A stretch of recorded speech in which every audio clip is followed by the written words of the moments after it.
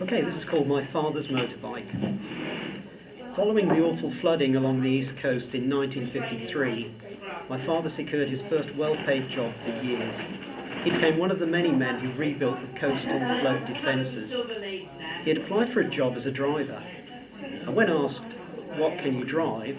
he replied confidently, "Anything with wheels." Dad was shown the biggest earth mover that he'd ever seen. "Okay," said the foreman, "drive that."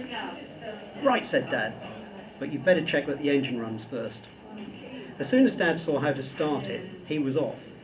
He must have worked out what the levers did as he went along. Dad began to earn real money, but the downside was the travelling. We were living in a little village about 15 miles from where he was working. He started at 7 a.m. and worked a 12-hour shift, 7 days a week. And that was a lot of pedalling on his ancient bicycle, so I didn't see much of him. Eventually he saved enough money to buy an old motorbike from a friend. I remember it well. It was a dark green Francis Barnet.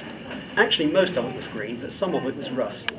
It had a few oil leaks and the engine smoked, but it was better than his bicycle. In those days crash helmets were an unaffordable luxury, so he wore his cap backwards and wrapped a wool scarf around his face. I have vivid memories of Dad with a pair of scissors cutting around the eyes of a gas mask to make some crude goggles. They did look rather silly, but they kept the insects out of his eyes.